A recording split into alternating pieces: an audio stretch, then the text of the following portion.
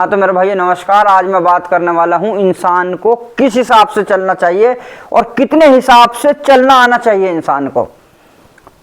तो सबसे पहले आइए गौर करते हैं हम बात क्या करने वाले हैं और क्या कहना चाह रहे हैं।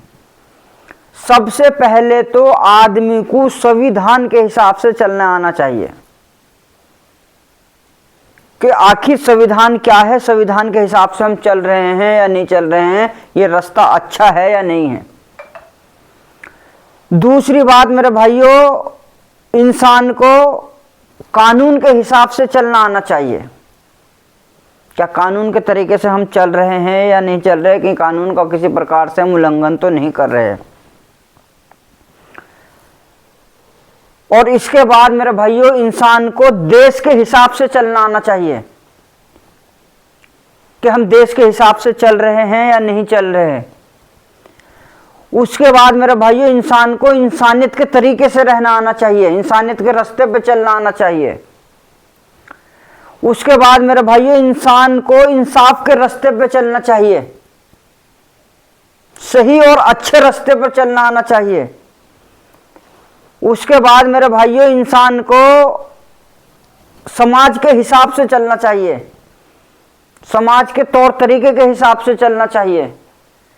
और उसके बाद मेरे भाइयों, इंसान को वक्त के हिसाब से, समय समय के हिसाब से, दुनिया के हिसाब से, दुनिया के बनाए हुए रीति रिवाजों के हिसाब से हर समय में हर प्रकार से चलना आना चाहिए। जितने प्रकार से हम चलना आना चाहेंगे, चल सकते हैं, उतना ही हमारे लिए अच्छा है।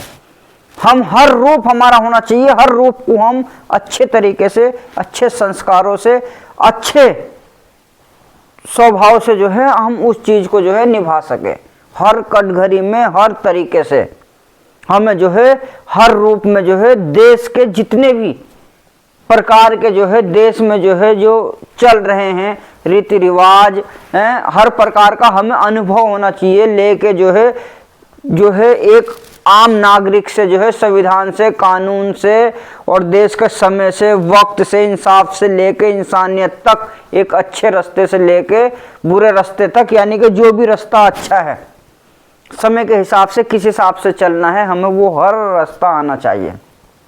ये हमारे लिए बहुत ज़्यादा ज़रूरी है जानना कि आखिर हम बात क्या करना चाह रहे हैं। इस बात की क्या गारंटी है आज के टाइम में कि जो देश चल रहा है इससे बढ़िया देश कभी चल नहीं सकता।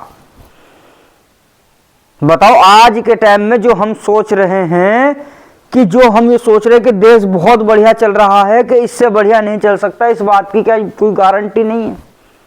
क्या कोई बात है ही नहीं कि इससे बढ़िया हो, जो कि इससे बढ़िया हम चल सके?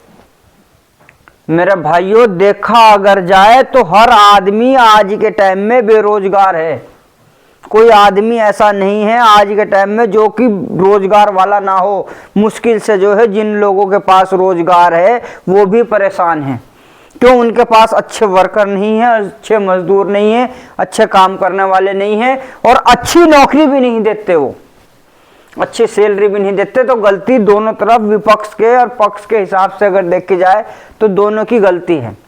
यानी कि देखा जाए समाज में तो कहीं ना कहीं हमारी बहुत बड़ी गलती है जो कि हम सुधार नहीं पा रहे हैं। अब ये देखो कि कितने देश के अंदर अपाहिज है, विकलांग है, हमारी माँ बहन है, जो कि जो है देश में जो है बेचारे मांग खा रहे हैं, घर से नहीं निकल रहे हैं, बेचारे ठाली पड़े हैं, काम नहीं है, काम कुछ नहीं है, फ्री का खा रहे हैं। जमीन का जो है राशन उग रहा है, उसे खाने के बाद आदमी को कितना काम करना चाहिए था उतना हो रहा है या नहीं हो रहा, या देश का वक्त बर्बाद हो रहा है। देश के हर नागरिक का, देश के प्रत्येक नागरिक का वक्त इतना कीमती है, इतना कीमती है, एक एक मिनट का वक्त, क्योंकि भाई वो खा रहा है, पी रहा है, देश की हर सुविधा उसे मिल रही है, तो काम भी तो देश के लिए कुछ करे। हमें तो भैया, हमें मतलब किसी चीज से नहीं है, मतलब देश के काम से है, अपने देश के भविष्य से है, आने वाले अपने बच्चों के भविष्य से है, कि देश के सुधार से है।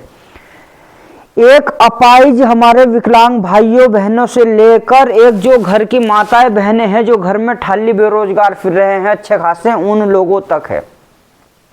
क्या बताओ, देश में उन लोगों के लिए काम नहीं है? बिल्कुल काम है। सबसे पहले तो आज के टाइम में आदमी को जो है मिनिमम इतनी पढ़ाई करनी चाहिए, जो कि बहुत आज के टाइम में जरूरी हो गई है, बहुत ज्यादा अनिवार्य हो गई है कि हर एक नागरिक देश का मिनिमम कम से कम पीएचडी करे हुए हो, कम से कम इतनी पढ़ाई हो मिनिमम हर आदमी की। इतनी पढ़ाई आज के टाइम में जो है होनी जरूरी है। और जो है उसके बाद पीएचडी करने के बाद आज के टाइम में भी ज्यादातर, आज के टाइम में भी कम से कम 20 करोड़ हमारी जो माँ बहन है, जो कि लेडीज है, फीमेल है, उन लोगों की, उन माँ बहनों की आज के टाइम में भी 20 करोड़ पीएचडी की जरूरत है। देश के अंदर नर्सों की, डॉक्टरी की जरूरत है। और उनमें से अगर कुछ बच जाए तो जो है कोई सरकारी टीचर, लैपटॉप वगैरह काम, कंप्यूटरी काम, जितने भी मतलब पढ़ाई लिखाई के काम है, शिक्षक के, डीएम, एसडीएम, इन चीजों के कार्य जो है, जो आदमी आज के टाइम में कर रहा है, क्या ये उससे अच्छा नहीं है कि हमारी माँ